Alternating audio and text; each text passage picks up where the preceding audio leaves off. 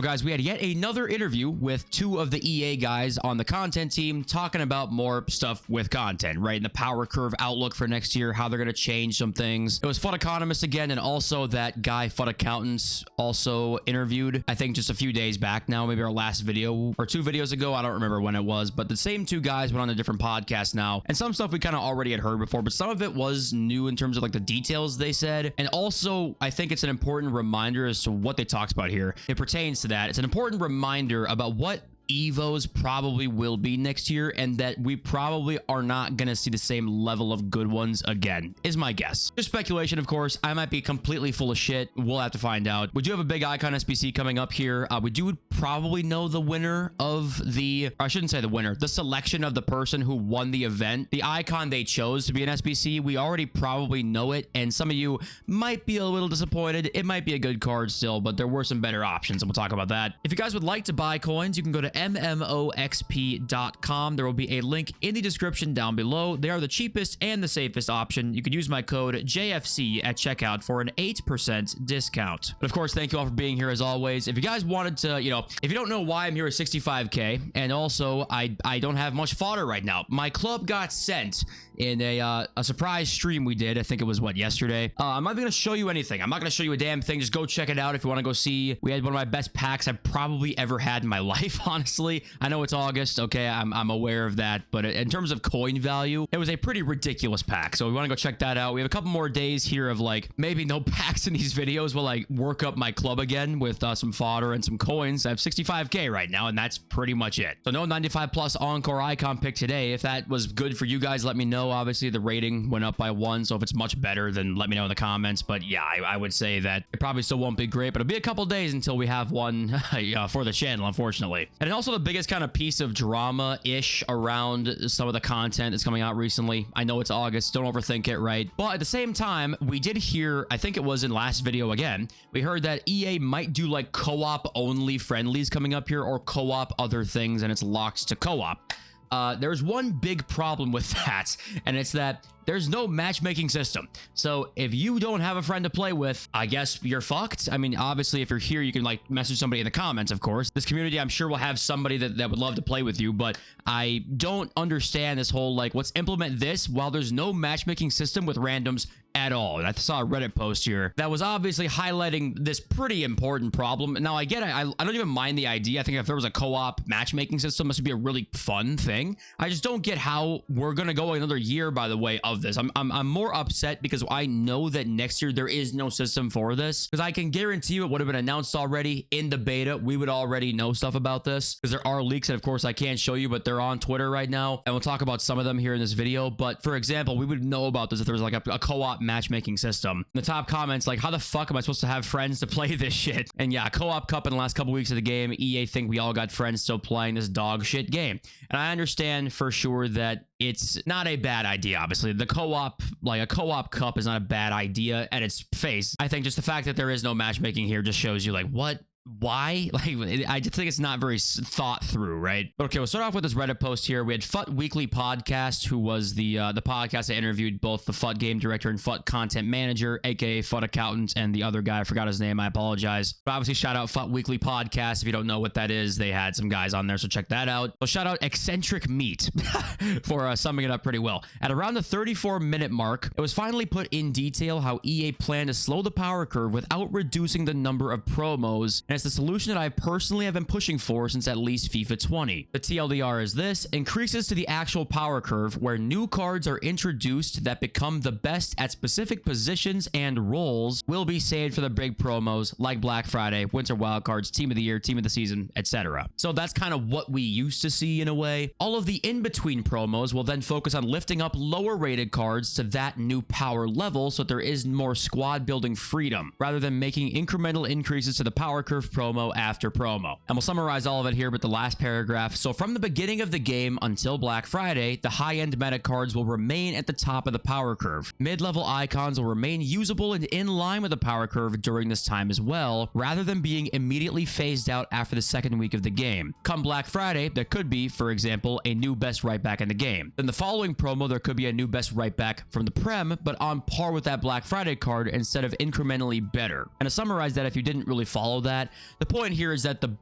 best upgrades will be saved for the bigger promos rather than every single week. Like, for example, this year we had, let's just say, a standard promo week like Centurions, right? The Centurions cards might not raise the power curve. They'll just kind of meet everyone else where they're at almost. So the cards might not look the most insane right away like we're used to seeing, though. So that's one thing too, that like that's what we need to be okay with when we see some of these cards that maybe they're not going too quickly here. We can't say, oh, dead content, the cards are the same as the other cards. That's kind of the point now. But I also want to say that I do personally, you guys let me know what you think, of course, too.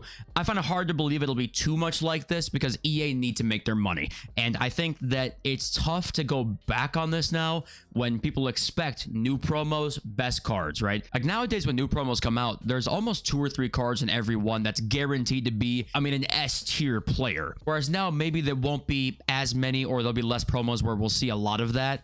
And I think, like I said, it's hard to believe too much because going back on that is going to be tough for them. And of course, it's coming from Electronic Arts. So take it with, I mean, a grain of salt that's like the size of Stonehenge, right? Like a Stonehenge sized grain of salt, of course. But also here, I think what this will make a difference in is evolutions. I think that this is pure speculation here, but like I said, we did have some Evos this year that were ridiculous, right? Like we had some that were crazy, crazy good. And I'm not sure we'll see as many to that level as we did this year. We had some complete shitters, keep in mind, because they had to release Evos like 4 or 5 times a week. There were some absolute shitters, of course. I think what also might help with that too is the Gauntlet mode, where we have a lot more players that have use, so the lower rated Evos won't be as bad because we have places to take them in. But I do think that just in general, it's probably a good thing to expect to see less good, I would say less great Evos next year. The same amount of good ones, less great ones, S tier Evos next year if I had to guess. And I hope what EA lead into more here is like giving the playstyle plus Evos in the season pass, and that kind of stays the same as their top end Evos because those are so customizable, so free, I guess, when they have lenient requirements. I hope they lead into that more. I just would expect, like, for example, lower caps. I'd expect lower caps here. I don't even think personally, like, if he has an Iraqi team and they're all bronzes, that he'll have to take them forever to upgrade. I don't even think that'll happen. So just showing you the comment. But in general, it's probably a good idea to expect maybe a little bit less, like just taking it a little bit more easier on some of the Evos and some more content in the gameplay space and game mode space rather than just constant players all the time. And I have seen some people say over the last like couple weeks here that's like, I don't know why everyone was so obsessed with the power curve slowing down. I didn't really mind it, actually. I liked having the market be accessible for pretty much everyone. You know, what do you think about that? I don't think the market is too hand in hand with this. That was kind of different circumstances. Obviously, that's very affected by each other, but there's other things like the game modes, right, where we can have a healthier market while the power curve is less relevant. Just things like that. But anyway, like, you know, if you're a person who doesn't really mind the power curve, tell me why, because I'd like to hear in the comments. But okay, so the icon SBCs for this new FC Pro World Cup, or the Esports World Cup winner, was announced. So they can select an SBC, right? Of course, unfortunately, it is a selection of 6 of them. Now, the 6 of them are actually like pretty good selections here. You got Jairzinho, Blanc, Del Piero, Drogba, Rivaldo, and George Best. It's a lot of great cards. Their stats are obviously predictions at this point, but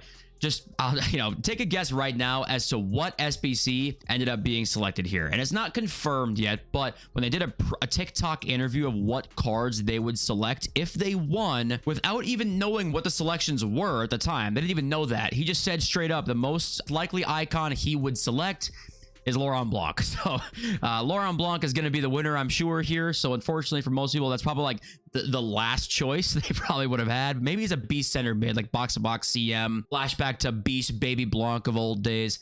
But yeah, it's probably the least wanted of the 6 there. We almost got a great Jairzinho or great Rivaldo, but that'll probably not be happening. But we'll see. Maybe he changed his mind. A couple more random pieces of info here we got. So this FIFA U team tweet, EA is very confident that it will secure the World Cup 2026 license. Okay. But in the event it does not happen, it will still release events and content related to it. So we kind of figured that. But just some awkward stuff going on considering the breakup, right? But apparently they're confident they'll secure it. What does that mean? Don't ask. Well, actually, I do know.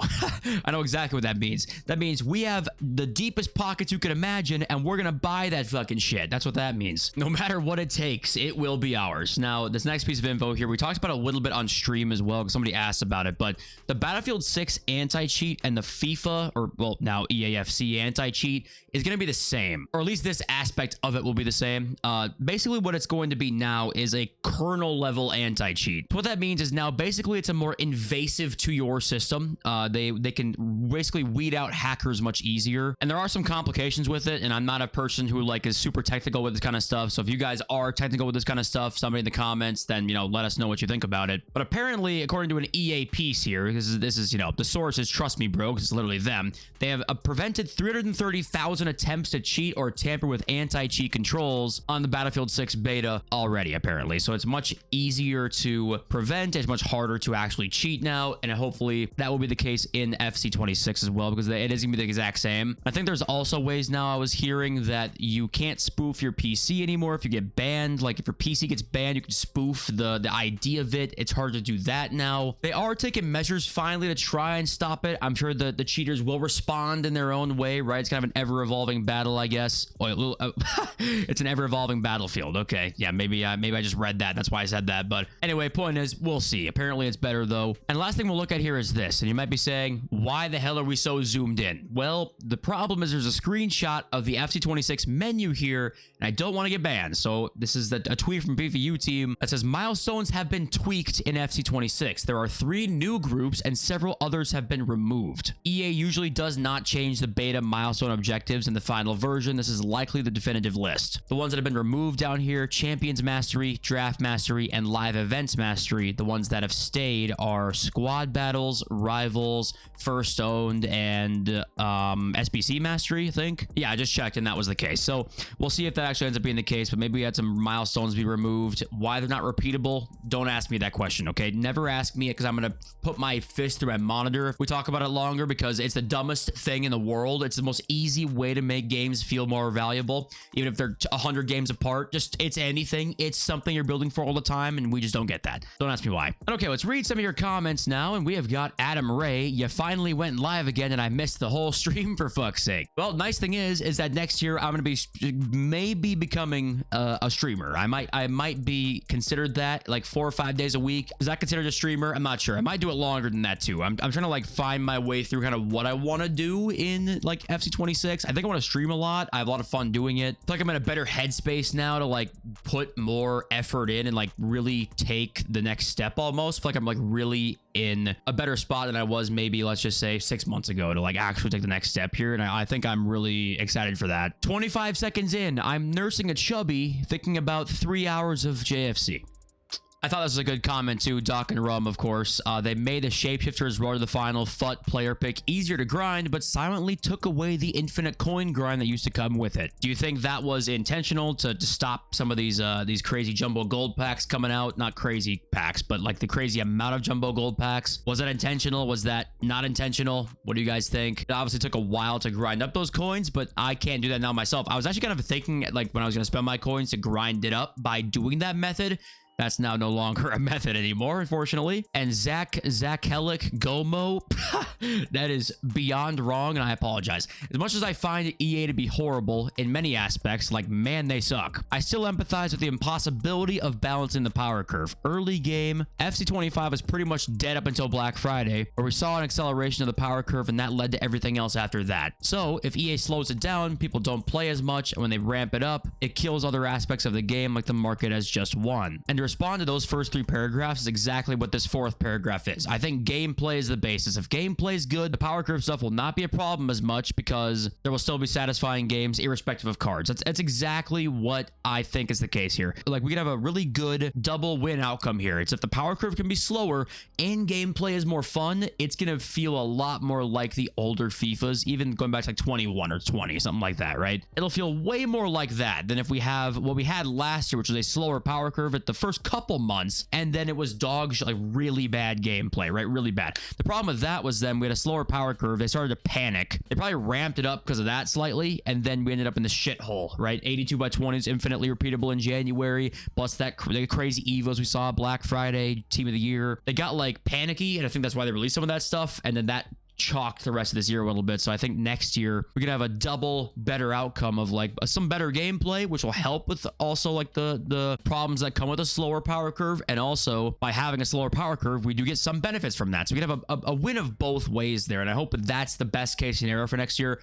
Worst case scenario is the game's hot piss and it the gameplay is not good, power curve is slow, and it's boring in October, right? That's the worst case scenario. Best case scenario is the one before that. But guys, thank you all for being here. Appreciate you all so much, and I love you all. Peace.